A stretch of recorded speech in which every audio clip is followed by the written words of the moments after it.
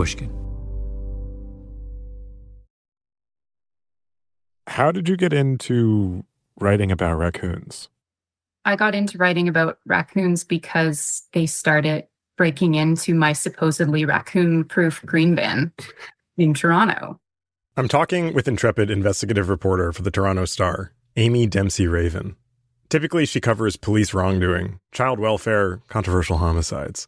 But in 2016, when Toronto declared a war on raccoons and unveiled a new raccoon-resistant composting bin, she realized it's time to get serious.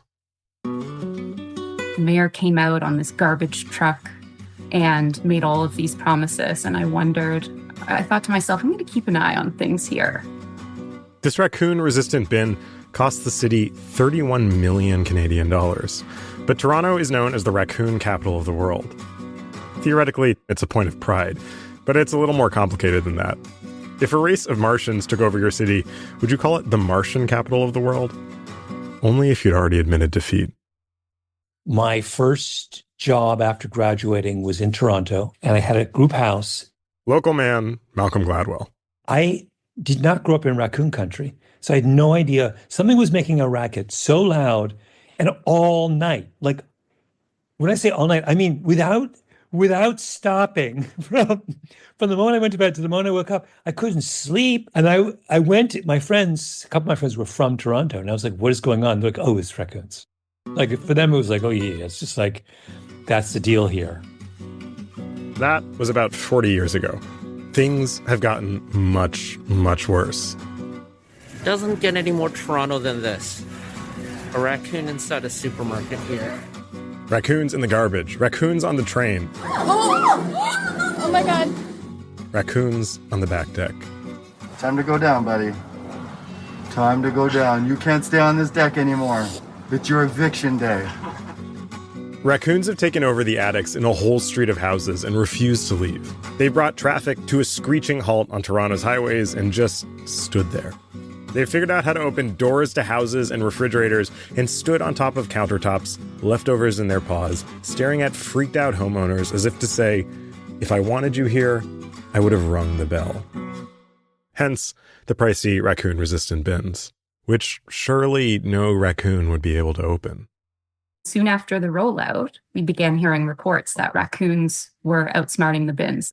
And the city said, nah, that's not really happening. But then one night they broke into mine. Amy found herself wondering, how are raccoons smart enough to open that bin? This was the question a historian of science had found himself wondering one night when he looked at his back deck in Toronto and saw compost all over the place. He had an earlier version of the compost bin, but here too, the raccoons had picked the lock. Were they really just that smart? It turned out nobody really knew. Raccoons had hardly been studied. Basically, not at all compared to other animals like, say, rats or monkeys. This historian wanted to know why. The midnight raid on his compost bin would set in motion a sequence of events that, in my own estimation, have come to topple an entire century of psychological theory and restored the raccoon to its proper place. The dead center of how we understand human beings. I'm Malcolm Gladwell. You're listening to Revisionist History, my show about things overlooked, misunderstood, and in praise of Toronto. You may be familiar with the phrase, lab rat. Perhaps you are aware that many of the things we know about human beings and the way we behave are based upon the things we know about rats and the way they behave. But in this episode, my colleague Ben Nadaf Hafri asks, what if we picked the wrong animal?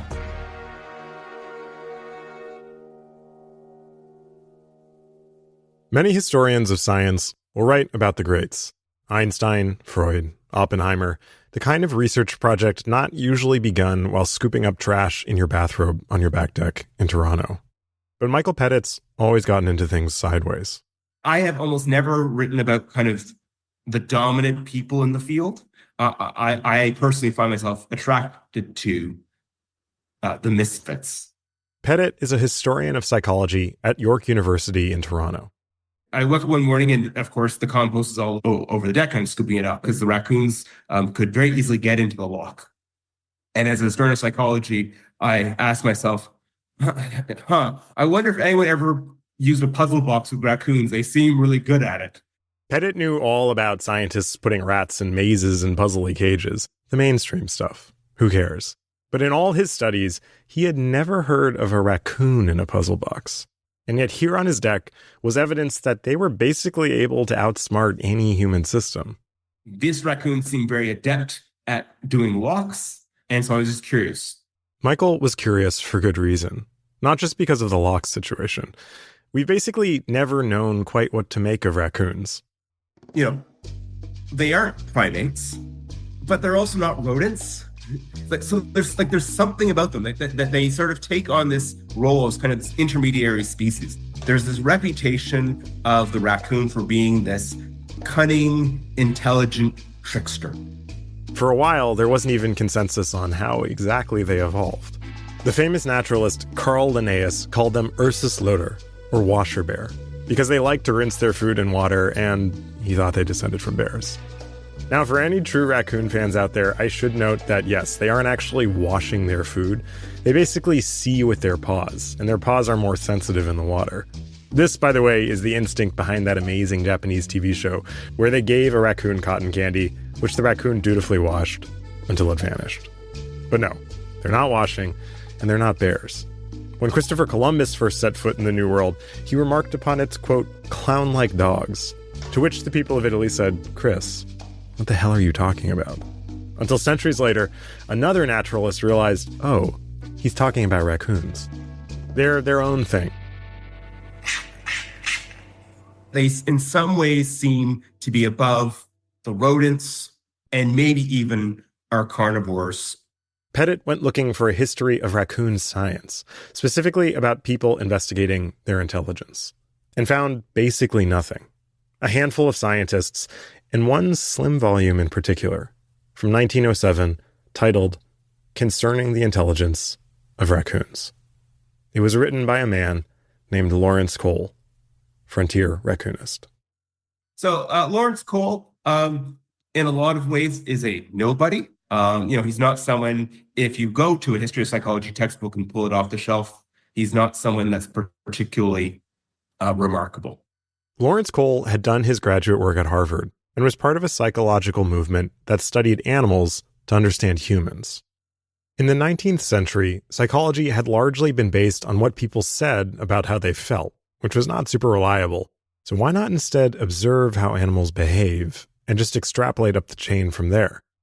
Darwin absolutely says it's not just our physical form as human beings that is continuous with natural selection, but also our psychological selves. But which animal was best for the psychologists to study? Any of them theoretically could work. Scientists were comparing species across tests to see how they'd fare.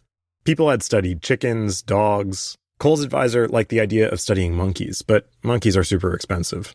It would be helpful, though, if there were a kind of consensus, a lingua franca animal that people could generalize from. Through a series of circumstances, he acquires a small colony of raccoons. Cole still had to find an experiment of his own to get his PhD. These raccoons seemed promising. As far as Cole knew, no one had kind of put raccoons through these motions. So that's a doctoral dissertation. I can run these studies with these raccoons, right? Whatever the data is, I can say I have added to our knowledge of comparative psychology. He probably had a hunch that this was going to be interesting. I don't know if raccoons are the most charismatic of our fauna, but raccoons, they're kind of fun. Come on, I think they're the most charismatic of our fauna. Well, they're annoying, but they're lovable scamps, right? Cole began running tests on the raccoons. He put them in boxes with complicated locks every day for a whole academic year, and he found they were incredible. Any box, it seemed, any puzzle, the raccoon could solve it. And what's more, the animal wasn't just going through the motions. The raccoon seemed curious about what he was doing. And Cole thought there was evidence that raccoons could hold images in their mind. Nobody was making these kinds of claims about other animals. So Cole started publishing his research, writing to leading figures in psychology, saying, hey, these raccoons are really unusually intelligent. Maybe as intelligent as monkeys. which seems to me like it should make them a great model organism for people. Except there was a movement that was growing swiftly within Cole's field right around then, which was explicitly uncomfortable with any talk of an animal having a mind. And it was fast becoming the only show in town. It was called behaviorism. All this history is documented in an amazing article by Michael Pettit titled The Problem of Raccoon Intelligence in Behaviorist America, which is one of my favorite academic essays of all time, because the raccoon was indeed a problem. So it was no surprise to us that a lot of psychologists steered clear of coons. Bob Bailey. He used to be the top guy at a legendary behaviorist organization called Animal Behavior Enterprises. The founders of that company wrote an infamous paper questioning the fundamentals of behaviorism, the idea that all animals were blank slates you could write whatever you wanted on. A key example? One raccoon they'd trained to put coins in a box. After, 100 or so responses, the raccoon would start, instead of just picking up one coin and taking it to the box and putting it in the box, the raccoon would pick up 2 coins and then rub them together and would start walking towards the box. And then it would stop and rub the coins together. And then it would go to the box and then start to put the coins in and then stop and rub the coins together. And then start to put the coins back in the box and stop and rub the coins together. Eventually, it would put the coins in the box most of the time. Eventually, and most of the time, were bad news for people trying to turn psychology into a reputable hard science. That raccoon box situation came later on. But this exact dynamic put a bit of a target on Lawrence Cole, the frontier raccoonist. And if you know anything about the history of psychology, you'll know how the problem of the raccoon was solved. Raccoon erasure. The raccoon does not figure prominently at all. But you know which animal does? The rat. I'm curious about how you account for that historical process of raccoon erasure that begins around then. One of the problems with raccoons is they are a much larger and more cumbersome species than your bred lab rats, right? In terms of feeding, caging, maintenance, rats proved much more docile and adept. And again, if you want to have decent numbers for your study, right, they also reproduce quite readily. They have very short breeding cycles, and you can kind of build up the populations. But it wasn't just about convenience. It was also difficult to generalize from raccoon experiments. Rats, for example, behaved in predictable, repeatable ways. Raccoons, not so much. How is a scientist supposed to work with an animal who each spring gets wanderlust and attempts to break out of their cage? What do you do when your experimental raccoon colony does escape and moves into your lab's ventilation system? As behaviorism gained steam, scientists in the big cities attacked the nascent science of raccoons. Wasn't this all a bit silly? Meanwhile, other behaviorists complained that keeping raccoon colonies was really just a huge pain in the neck. And so we got the century of the rat, and to a lesser degree, the pigeon. This behaviorism is a theory of control. They are animals that you could control. Behaviorists thought they were studying an animal that stood in for all human beings. But actually, they wound up studying a lot of lab rats. And that led us to some pretty flawed conclusions about people. We'll be right back.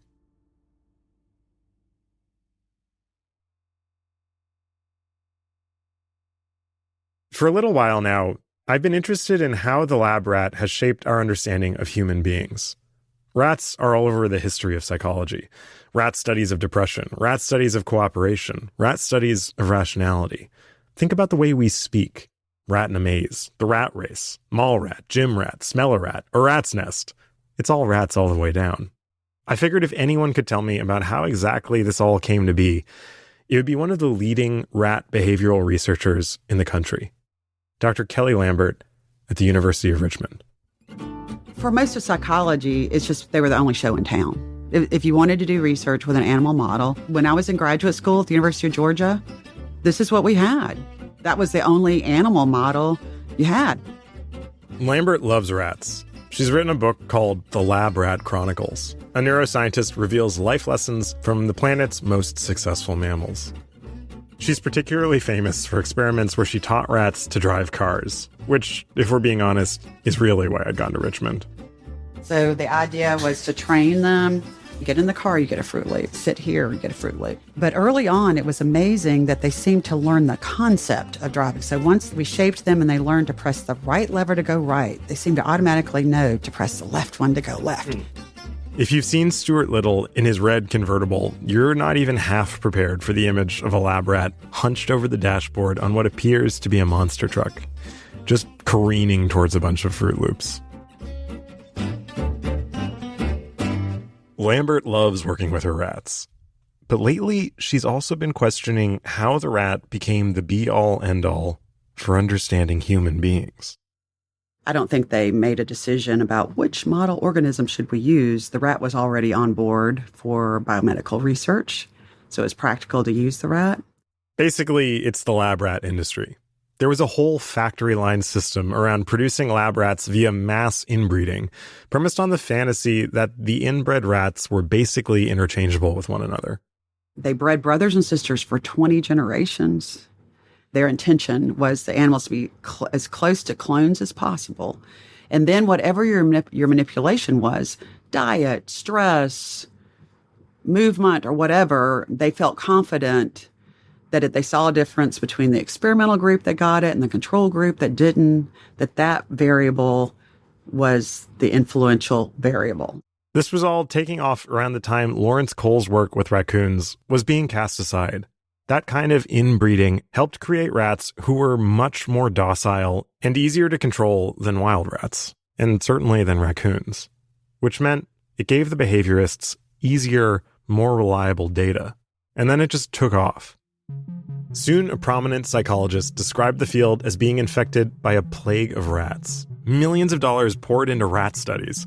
The leader of the Yale Institute of Human Relations announced that anything he observed about rats' behaviors among other animals was, quote, identical with those operative in man, even in his highest behavioral achievements, end quote. Let me play you a bit of film that Yale Institute produced. I think it goes a long way to showing exactly how confident these people were in what studying rats could tell us about people. Again, a mild electric shock can be administered through the grid on the floor of the apparatus. This film has always freaked me out. There's a rat in a cage with an electric current running through the bars. He's got to figure out how to turn it off.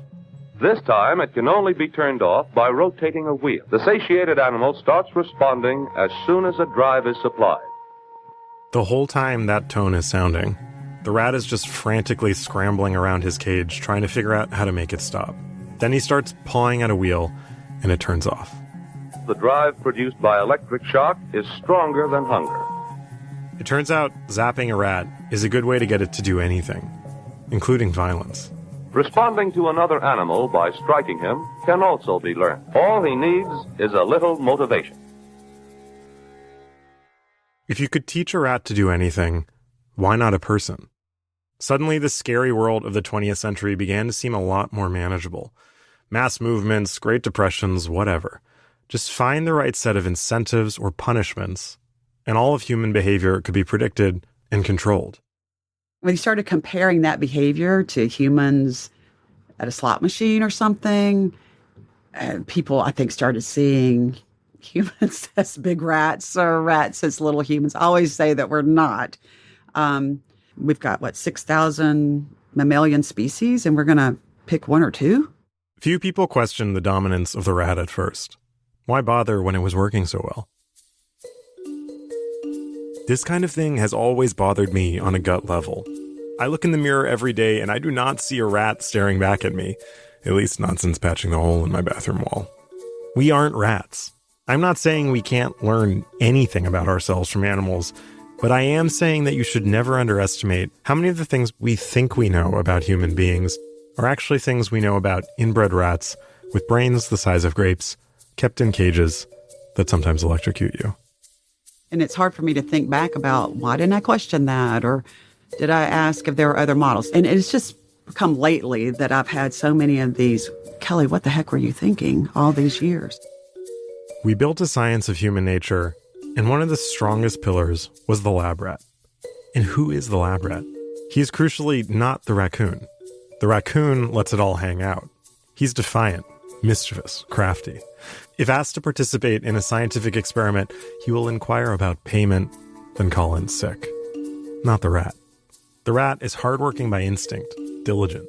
He gnaws away. He navigates complex warrants. He gets a perfect score on his SATs. He's rational. Build the maze, and he'll fall in line. He is, in short, a good animal for running the same test again and again and again, without complaint, while delivering consistent, reliable data, suggesting that we humans behave in consistent, reliable ways. For all this, the rat has been rewarded by becoming the only animal synonymous with the scientific laboratory. It's not lab pigeon. It's not lab monkey. It's lab rat. But I was beginning to wonder, what if it should have been lab raccoon? We'll be right back.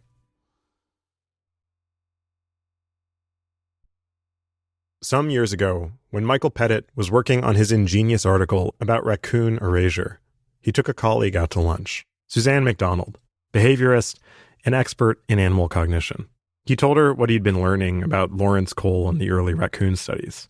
She, a fellow Torontonian, beset by the plague of raccoons, was like, oh my God, how did we miss this? I originally had thought, and I told Mike this because I thought it was a brilliant insight. They're the monkeys of North America. By monkeys of North America, you mean they fill a certain ecological niche? Yeah, because we don't have monkeys, right? So it's just like, oh, well, maybe they're just like that. They're not primates, but maybe they have evolved to cognitively to be like primates. Traveling to study monkeys was expensive. If raccoons were like monkeys, then living in Toronto was like living on safari. So McDonald caught the Lawrence Cole bug. She began to study raccoons, and she's been doing it ever since. Because we don't know very much, just trying to fill gaps and trying to see what I could find out about them. And they are annoying little critters. So it's been challenging, and I wouldn't recommend it to most people. McDonald has become one of the world's leading experts in raccoons, and in particular the urban raccoons of Toronto, with whom I think she feels a strong kinship. For instance, I've seen people saying that there are 100,000 raccoons in Toronto. Where did they get that number? McDonald told me that she was the origin of that statistic, and she just made a number up, which is exactly what a raccoon would do. She gets it. So after a century of waiting, I prepared to receive the good news about the raccoon's true intelligence from the source. I leaned back in my desk chair. And I can tell you, having studied cognition in baby raccoons, they are dumber than sticks. They are so dumb, just terrible. And every one of our little markers that we use for animal cognition or intelligence or, developmental milestones, they just fail every single one. How intriguing, I thought. Maybe the raccoon's superintelligence develops at a later age? No, and adults not either. This was not going well. So honestly, that is what disappointed me so much, because I always thought, the raccoons are the monkeys of North America, but they are not. I was at this point trying not to look hugely depressed, but McDonald just kept going. So what they have done is they've evolved to sort of search and destroy. That seems to be their strategy.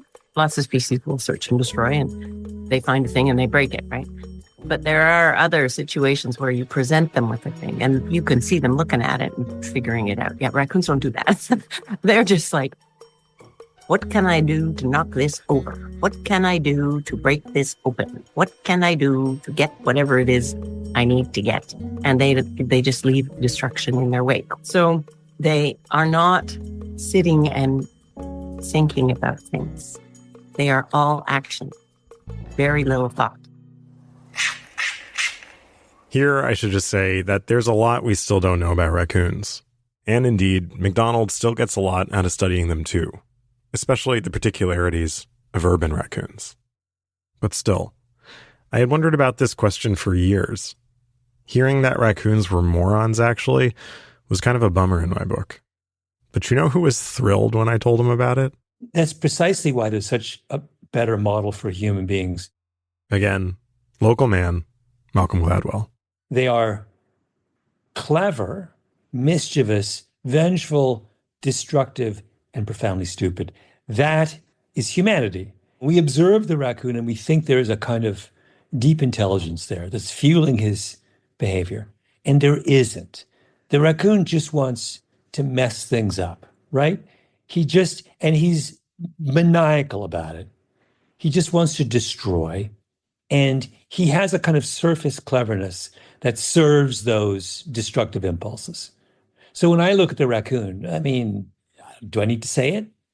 It's Donald Trump. He's a raccoon. Hey, the problem with the way we think about Trump is, at various points, is Donald Trump a rat? No, he's not a rat. Nixon's a rat. Nixon was a rat. Nixon's a rat. Trump is not a rat. So is he a fox? Sometimes people say, crazy like a fox. Crazy like a fox. No, because the fox is actually a deeply intelligent animal, right? And crucially wary. The fox is wary. The raccoon is not wary. Yes, exactly. The fox stops to think and pause and make a strategy and, takes his time. A raccoon would have fallen into the Russian orbit without realizing it.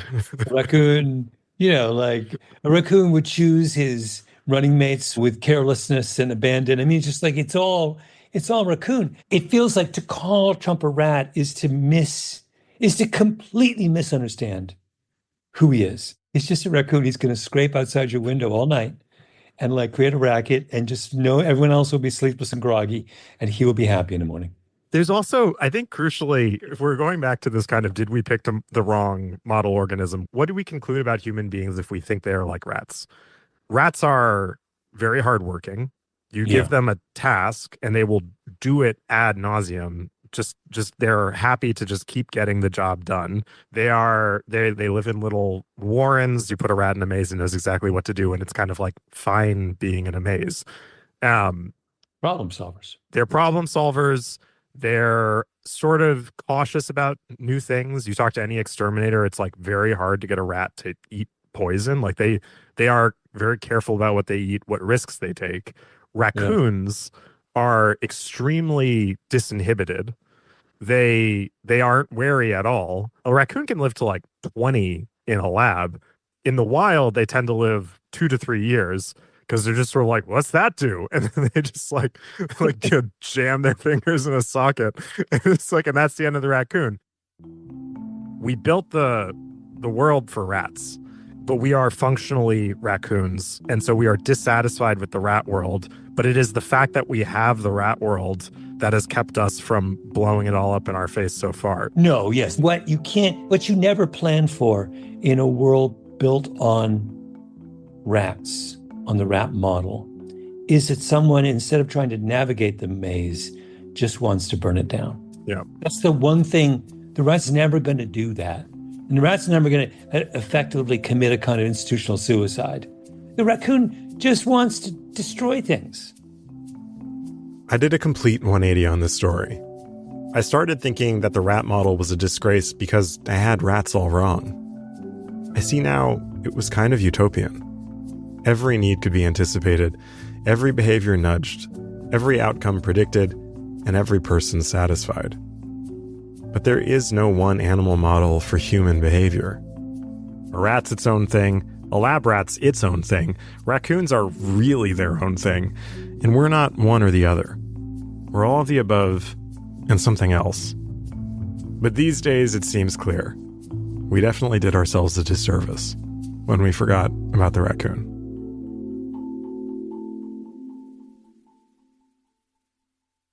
Sadly, I never got to come face to face with a raccoon in reporting this story, but I did get to meet a lab rat. We have these behavioral rooms. I love designing tests for rats. Kelly Lambert now studies all kinds of animals in all kinds of places. She's particularly interested in wild animals these days. But Lambert still has a soft spot for the lab rat. When I visited her at the University of Richmond, she took me back into a locked set of rooms. There were signs up that said, "Quiet, behavioral testing in progress." And behind one of the doors, a cage with 2 rats she's been teaching to drive.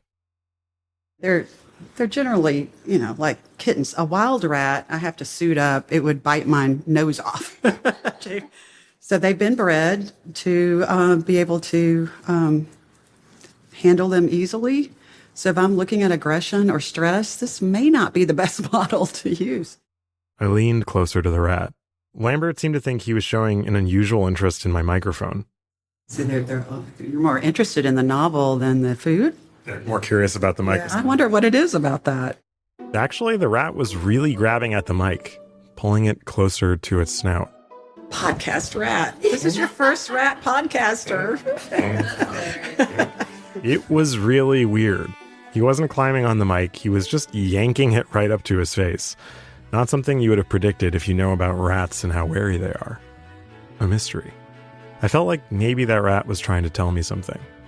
Rats communicate via ultrasonic frequencies. So a few days later, when I got home, I processed the audio, pitch shifted it down, and hit play. Have you ever seen a raccoon drive a car? Long live the lab rat! Sorry, buddy. I know you're right, but it's the raccoon's time now.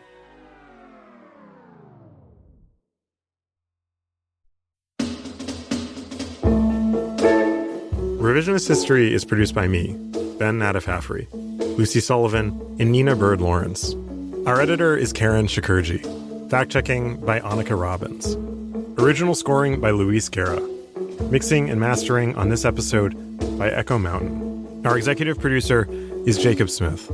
Special thanks to Lizette Barton at the Doctors Nicholas and Dorothy Cummings Center for the History of Psychology, and to Sarah Nix and Greta Cohn.